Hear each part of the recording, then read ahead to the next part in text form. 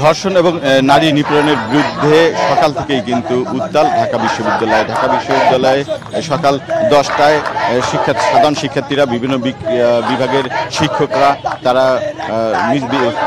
বিশ্ববিদ্যালয় ক্যাম্পাসে প্রদক্ষিণ করেছেন মিছিল নিয়ে। এখন আপনি দেখতে পাচ্ছেন কিন্তু এই রাজু ভাস্কর্যে আমার পিছনে শিক্ষার্থীরা তারা বিক্ষোভ করছেন। শিক্ষার্থীদের দাবি যে ধর্ষকের এবং নারী নিপীড়কদের দৃষ্টান্তমূলক শাস্তি নিশ্চিত করতে হবে এবং যে বিচারের যে সূত্রিতা সেটি দূর করতে হবে এবং দ্রুত বিচার ট্রাইব্যুনালে সকল নারী নিপীড়ন এবং ধর্ষণের দ্রুত বিচার ট্রাইব্যুনালে করতে হবে। এবং তারা আপনি জানেন যে মাগুরায় যে 8 বছরের একটি শিশু ধর্ষণের শিকার হয়েছে, সেই শিশুটিও কিন্তু এখন সম্মিলিত সামরিক হাসপাতালে চিকিৎসাধীন রয়েছেন এবং চিকিৎসকরা জানিয়েছেন যে তার অবস্থা আশঙ্কাজনক।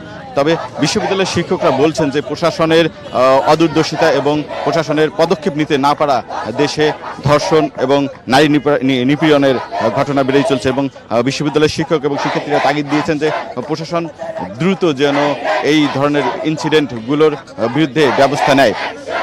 এখন আপনি দেখছেন যে রাজু ভাস্কর্যে কিন্তু সকাল থেকে বিশ্ববিদ্যালয়ের ইংরেজি বিভাগ, দর্শন বিভাগ, ভাষাবিজ্ঞান বিভাগ, এখন আছে ভাষাবিজ্ঞান বিভাগ, তারা কিন্তু মিছিল বিভিন্ন পয়েন্টেই বিক্ষোভ মিছিল করছেন এবং মিছিল নিয়ে প্রতিবাদ করছেন। আরেকটা বিষয় জানিয়ে রাখি যে বুয়েট ক্যাম্পাসেও কিন্তু বেলা 1:30টার দিকে বুয়েট শহীদ মিনারের সামনে বুয়েট শিক্ষার্থীরা তারা বিক্ষোভ মিছিল করেছেন এবং এই দেশব্যাপী যে ধর্ষণ এবং মাগুরায় যে 8 বছরের শিশুটি ধর্ষণের শিকার হয়েছে তার প্রতিবাদে বিক্ষোভ করেছেন তারা এবং তারা এই ঘটনার দৃষ্টান্তমূলক শাস্তি দাবি করেছেন।